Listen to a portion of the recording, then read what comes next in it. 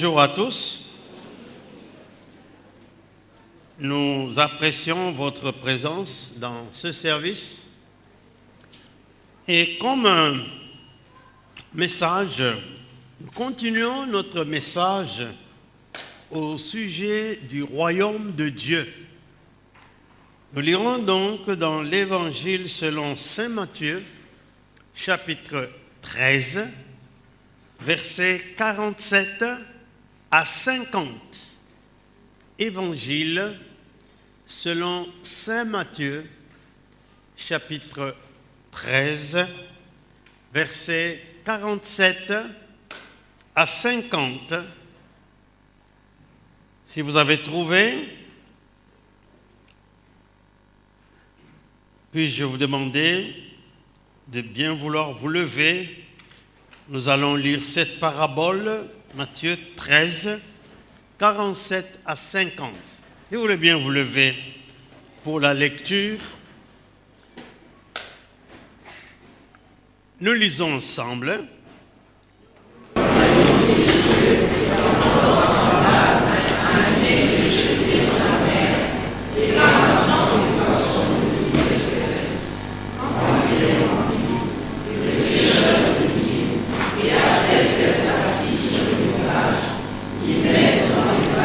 Ce qui est bon, et il jette ce qui est mauvais. Il en sera de même à la fin du monde. Les anges viendront séparer les méchants d'avec les justes, et ils les jetteront dans la fournaise ardente, où il y aura des pleurs et des grincements de dents. Merci, veuillez vous asseoir.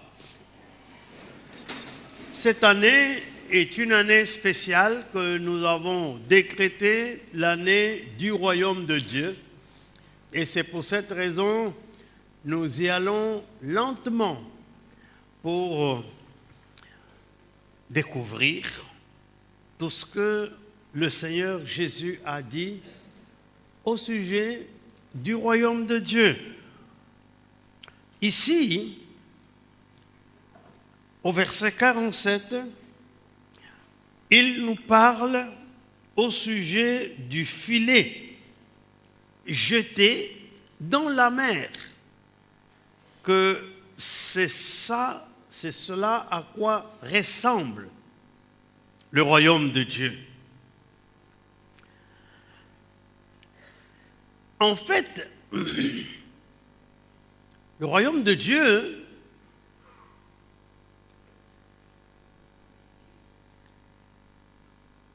le filet, c'est ça le royaume de Dieu, jeté à la mer. Et aussi, le filet, c'est l'évangile qui est le message de ce royaume. Car si nous n'avons pas entendu l'évangile, nous ne serons jamais ensemble ici. Nous bénissons Dieu parce qu'il nous a arrachés de ce siècle mauvais. Certains d'entre nous étaient destinés à la sorcellerie, à l'occultisme, à la magie, aux fétiches. Mais grâce à ce message de l'Évangile, qui est le message qui nous a parlé du royaume de Dieu, aujourd'hui, nous sommes ensemble dans cette église. Donc, le filet, c'est l'Évangile, qui est le message du royaume.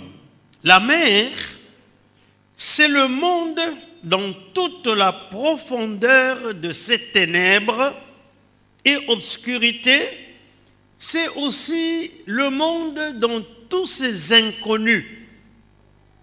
Telle est la mer Eh bien, le monde dans lequel nous sommes est un monde d'obscurité.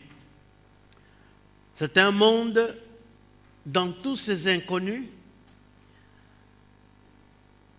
Nous pouvons être en train de nous reposer et puis vous apprenez une catastrophe, les guerres, les famines, les tremblements de terre. Et quand nous écoutons les informations, de plus en plus des bateaux font naufrage dans la mer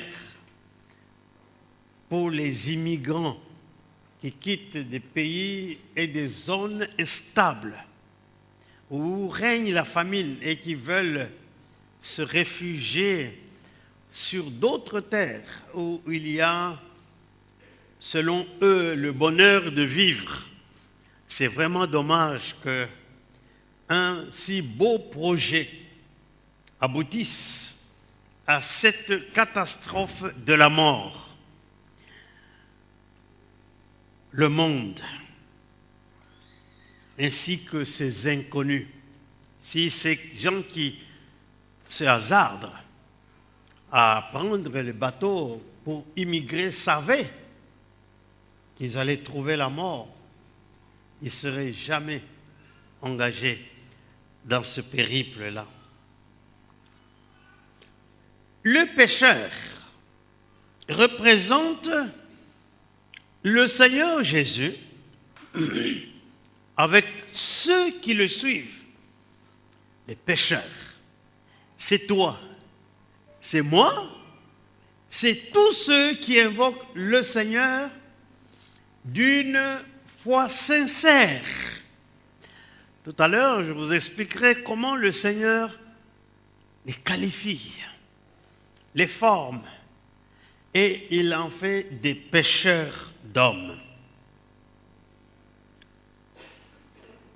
Les pécheurs, ils ont travaillé dur. Quel travail! Ils ont proclamé l'évangile, c'est-à-dire le message du royaume de Dieu dans le monde.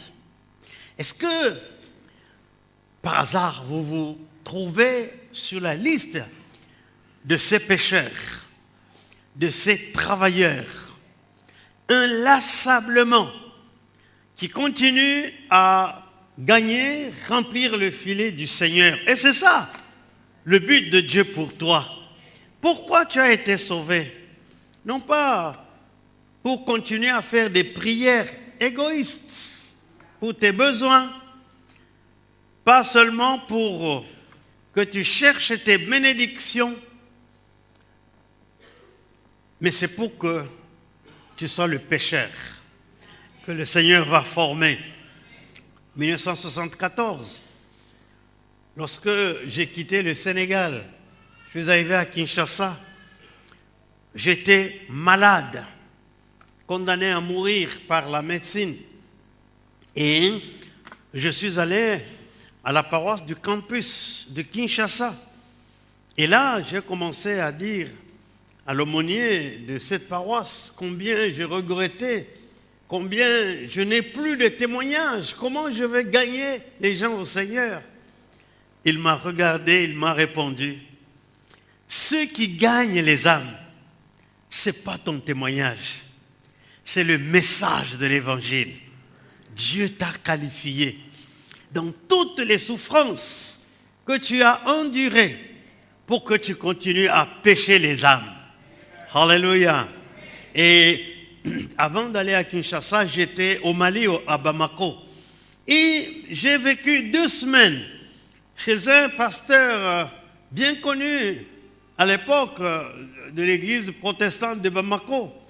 Et là, c'était en 73, et je revenais du Burkina Faso, nous étions dans un camp biblique universitaire.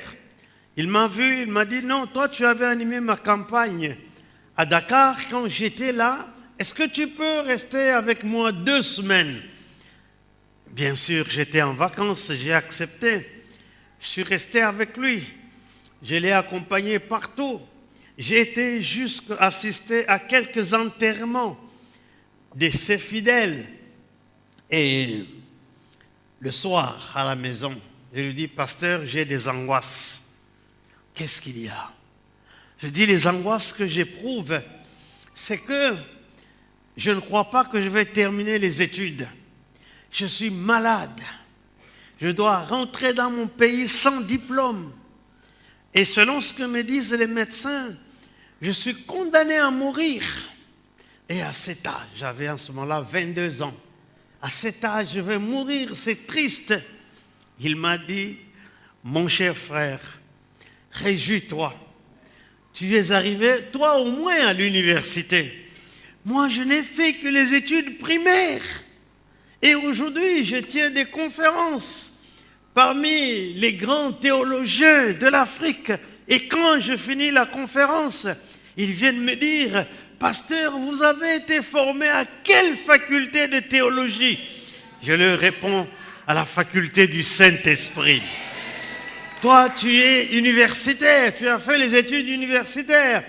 Et que je sache, tu as fait la physique et la chimie et la biologie. Dieu t'a qualifié. Va prêcher l'évangile. C'est ça que Dieu a besoin.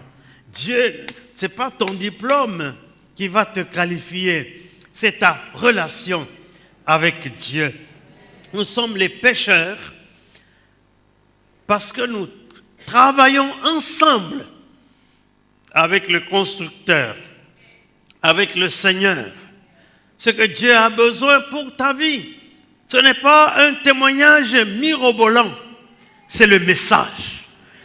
Ton message de l'évangile pour gagner les âmes. Tu vas encourager ceux qui faiblissent. Tu vas restaurer ceux qui sont découragés. Tu vas redonner la joie de vivre à ceux qui désespèrent. Et tu vas apporter l'espérance dans ce monde. Savez-vous que nous sommes les porteurs de l'espérance? Je ne sais pas si vous avez écouté les informations. Quand je venais de chez moi à 7 heures du matin, j'ai écouté les informations. C'est une catastrophe. Et vous êtes en Belgique, des grèves, etc.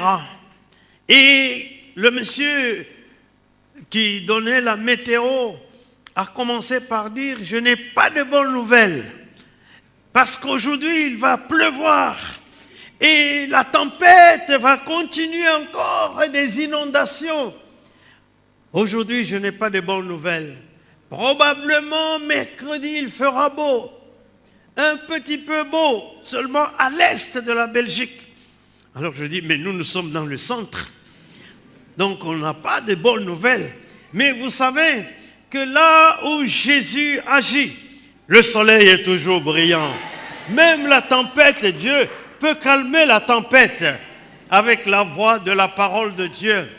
Alléluia. Je me rappelle dans le temps, à Kinshasa, il y a un évangéliste qui tenait sa campagne d'évangélisation. Et puis, tout à coup, le soleil s'est caché. Le ciel est devenu sombre. Et vous savez que sur le ciel de l'Afrique, quand il fait sombre, les gens cherchent même à récupérer leurs enfants. Quand les nuages là deviennent bas, alors cet évangéliste s'est levé. Il dit, au nom de Jésus, je menace cette pluie. Et il n'a pas plu jusqu'à la fin de la croisade. Parce que même si le soleil semble menaçant, le ciel semble menaçant, le message du royaume a sa place pour arrêter toute tempête. Merci Seigneur. Ils ont travaillé dur. Qui ils? Le Seigneur.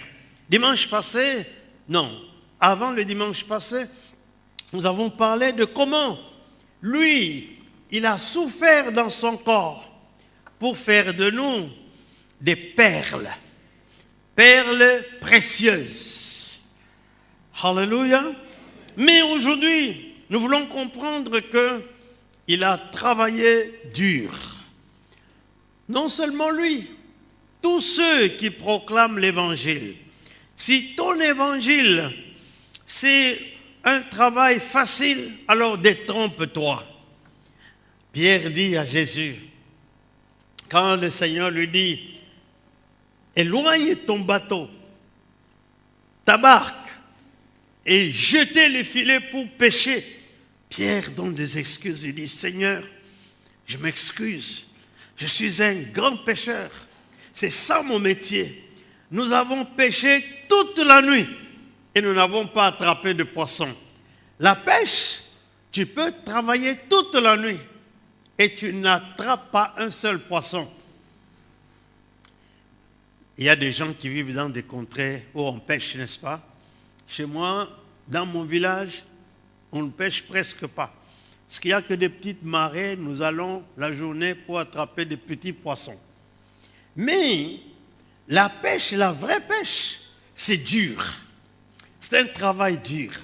Ça veut dire que si ta foi est quelque chose qui te fait reposer, tu dors comme un bébé, tu n'as pas, n'est-ce pas, un souci, parce que les gens ont rejeté ton message, parce que les âmes ont quitté ton église, etc. Alors, je suis presque obligé de croire que tu as difficile à gagner ta récompense. Ceux qui pêchent avec le Seigneur, qui jettent ce filet dans le monde, ils travaillent dur. Ils passent des nuits entières à prier. Ils passent des journées entières à jeûner. Des mois de jeûne. Ils passent dans le monde pour être des imposteurs. Les gens parlent mal d'eux. Les gens n'apprécient pas toujours ce qu'ils sont. Tu le sauras quand tu seras un jour pasteur, que malgré tes sacrifices, il y aura toujours quelques brebis galeuses qui parleront mal de toi, qui vont mal apprécier ton travail dur, tes sacrifices. Ils ont travaillé dur. Ils ont proclamé l'évangile, le message du royaume de Dieu dans le monde. Notons dans cette parabole que lorsque ce filet est jeté dans la mer, il attrape des bons et des mauvais poissons. C'est-à-dire que lorsque l'évangile est jeté dans le monde, lorsque tu vas jeter l'évangile dans le monde, tu vas attraper pour le royaume de Dieu des bons et des mauvais suiveurs de Christ, des bons et des mauvais fidèles de l'Église. C'est tous ces gens-là, quand le pasteur a besoin de leur dîme pour faire le travail, qui grognent, qui inventent leurs théories, qui ne suivront pas ça. Ce sont ces gens-là qui, au lieu de donner leurs moyens financiers à leur église, ils envoient ça ailleurs, à leurs prophètes qui se trouvent quelque part. Mais nous bénissons le Seigneur pour les bons, qui sont toujours là, qui soutiennent le ministère, qui soutiennent l'œuvre de Dieu. Tu vas attraper des bons et des mauvais. Le filet, c'est-à-dire le message du royaume, va rassembler, amasser les bons et les mauvais pour créer ainsi une mixture sur la terre. Certains mauvais rejoignent les bons dans le royaume ici sur terre. Ils ne sont ni sincères, ni véritablement bons. Et c'est ça, malheureusement, la situation du royaume de Dieu. Il y a des bons, et nous bénissons le Seigneur pour les bons. Mais il y a des mauvais. Et nous bénissons le Seigneur aussi pour les mauvais. Parce qu'ils nous rendent la vie difficile. Et nous permettent de nous sanctifier davantage. Et de nous corriger par leur critique, par leur méchanceté. Troisième remarque. Cette parabole nous dit qu'il y a un temps fixé et une heure qui arrive. Pourquoi? Parce que ce temps,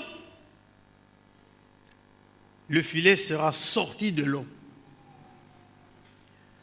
Et les pêcheurs qui travaillent avec le Seigneur vont se mettre à trier les poissons. Ah, quand c'était dans l'eau, le filet était caché. Mais quand le filet est sorti de l'eau, il n'y a plus rien. Les mauvais poissons vont se manifester. Donc, le temps fixé.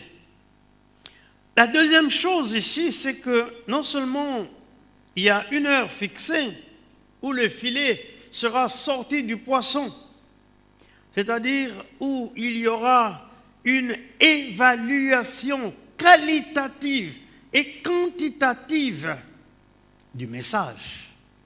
Qu'est-ce que ce message a attrapé? Le texte nous dit que ça va attraper les bons poissons et les mauvais poissons. Et malheur à ceux qui n'auront que les mauvais poissons. Une évaluation qualitative et quantitative. Ah, malheureusement, il y aura toujours les mauvais. Et qu'on ne s'inquiète pas pour cela. Vous savez qu'il y a des gens qui se plaignent. Oh, ce mariage-là, mon mari ici, je l'ai trouvé dans l'église. C'est associé dans les affaires. C'est dans l'église. N'est-ce pas? Cet ami, c'est dans l'église. Oui, c'est vrai. Mais le problème, c'est que nous ne devons pas marcher les yeux bandés dans l'église. Il n'y a pas que des bons. Il y a aussi des mauvais. Ça veut dire que il y a une probabilité que la femme, que l'homme que tu vas trouver dans l'église soit du mauvais côté. Il y a une probabilité que l'associé dans les affaires que tu vas trouver dans l'église ne soit pas un formidable compagnon. Il va te décevoir.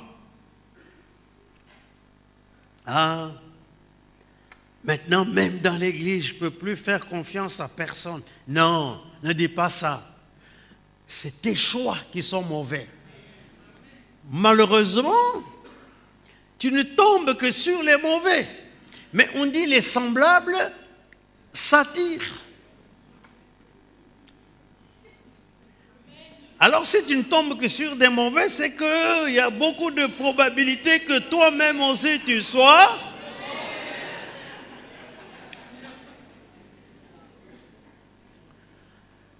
Ouais. Donc, dans l'église, nous devons ouvrir l'œil.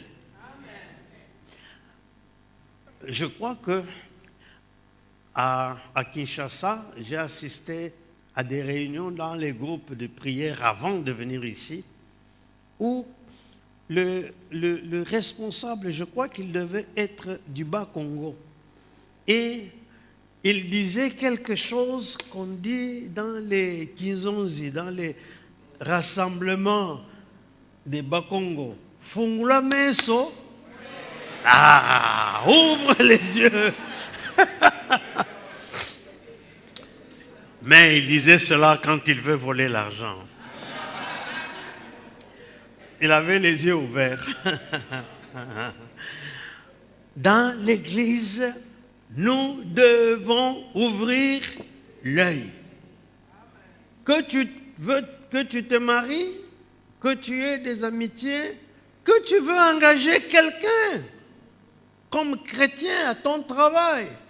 À Lubumbashi, il y a un frère qui a voulu engager la plupart des gens de l'église qui chômaient dans une entreprise où il avait la responsabilité.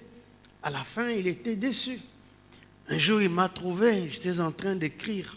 J'ai fini d'écrire et j'ai envoyé à son bureau, à son secrétariat pour me dactylographier cela et me tirer un exemplaire. Et puis il a attrapé ça. Il dit, c'est qui ça?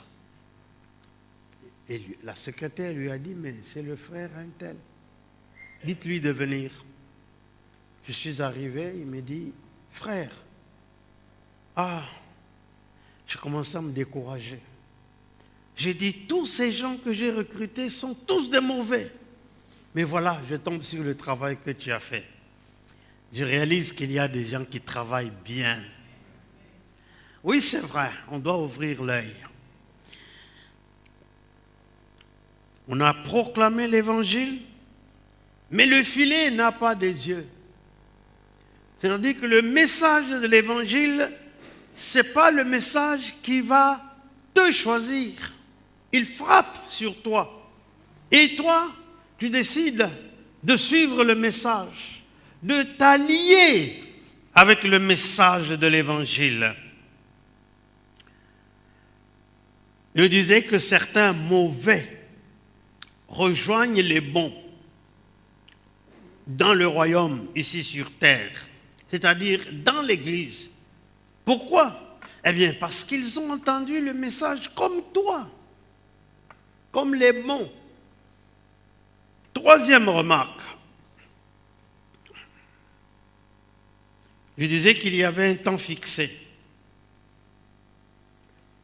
une heure fixée, mais aussi que le filet a ses limites. De combien de poissons cela peut tenir?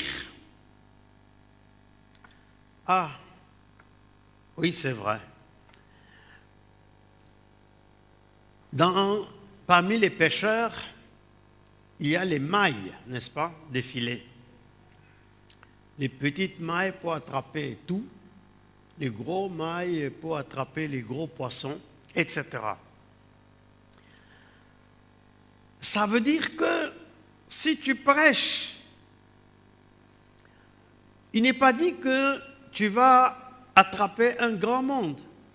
C'est pour ça qu'il y a des petites églises et des grandes églises.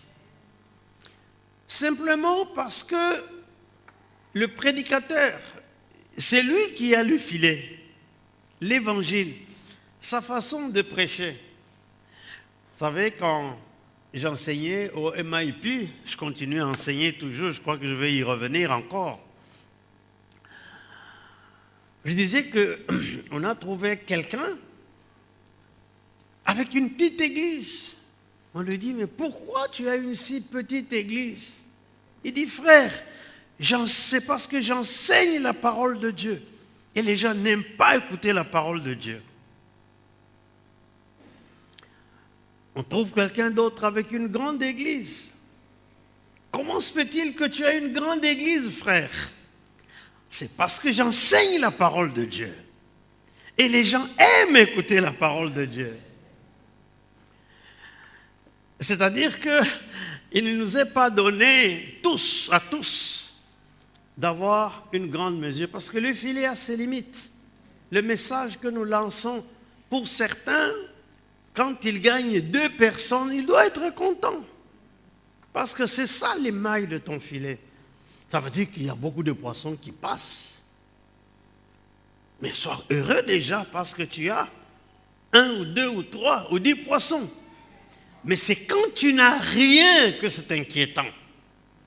Comme certains parmi nous et d'autres qui m'écoutent en ce moment-ci, nous allons le voir. Ils n'ont jamais gagné un poisson. Si ta vie chrétienne, c'est juste pour toi-même, tu vas être un chrétien obèse. Spirituellement, de sorte que même ton déplacement dans le royaume de Dieu sera un problème. Vous avez déjà vu les gens gros? Ici, il n'y en a pas. Mais allez en Amérique, vous allez voir de ces gros-là. et de ces femmes grosses, surtout parmi la race noire. C'est bizarre, ces gens sont dans toute la meilleure partie du monde. Mais ils grossissent, mais il faut voir comment ils mangent. Ils mangent et quand le repas est terminé, il arrive devant le dessert. Si c'est la crème glacée, comme ça. Parfois, j'ai envie de dire, si j'étais autorisé de gifler certaines personnes. Voyez les côtes, c'est comment on appelle les côtes? Enfin, les côtes. Comment vous appelez ça? Les spars. En anglais, mais en français.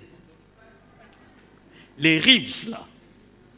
Alors, il y a certains restaurants où on prépare un côte, du bœuf, tout, grandeur nature.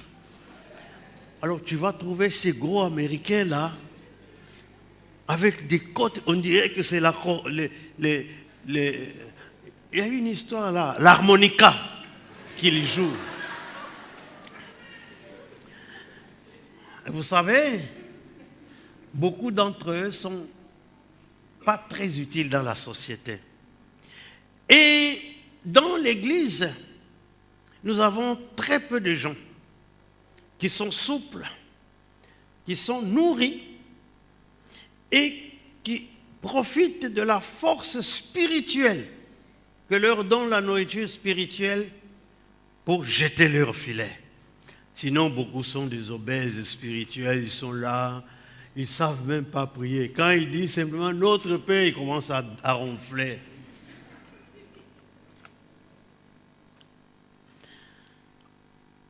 Le filet a ses limites de combien de poissons cela peut tenir. Il n'y a que le Seigneur qui sait quand il faut tirer le poisson. Le Seigneur Jésus nous enseigne sur le royaume de Dieu pour nous aider à nous préparer pour que nous ne puissions pas être trouvés dépourvus et mains vides. Quatrième remarque, la séparation des mauvais et des bons n'a pas lieu jusqu'à ce que le filet soit rempli. Alors, soyez patients. Si dans votre église, il y a des mauvaises personnes,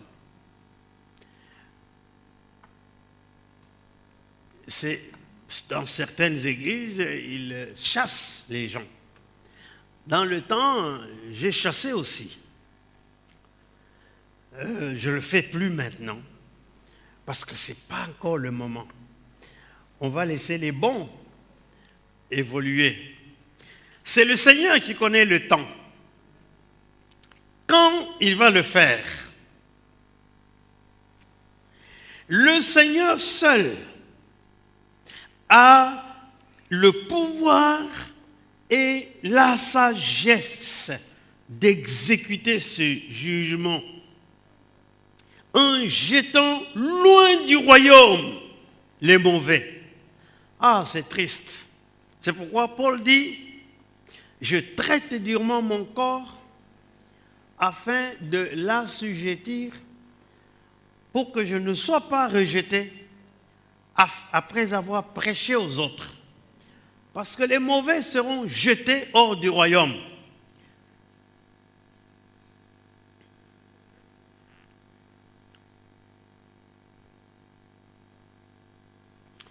L'évangile. L'évangile, comme nous avons dit, c'est le seul message dans le royaume. Vous voyez, nous avons des enseignements dans des facultés universitaires. Chimie, biologie, médecine, mathématiques et la plus merveilleuse faculté polytechnique.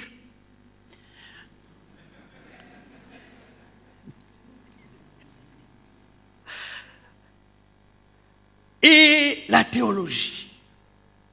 Mais vous savez, dans chaque enseignement, il y a des messages. Vous avez des messages à la radio, des messages à la télévision, des messages dans les journaux, des messages au téléphone, des messages sur Facebook, sur Internet. Mais il n'y a qu'un seul message qui parle du royaume de Dieu. C'est l'Évangile. C'est le seul message qui parle du royaume de Dieu. Tu peux venir brader de diplômes, avoir l'intelligence d'un prodige et réussir avec des plus grandes distinctions, mais tout cela ne nous amène pas dans le royaume de Dieu. Ce qui nous fera entrer dans le royaume de Dieu, c'est le message de l'Évangile. C'est le message que nous avons entendu, auquel nous avons cru. Et notre cœur a été ouvert à ce message qui nous a transformés, ce message qui a changé notre être intérieur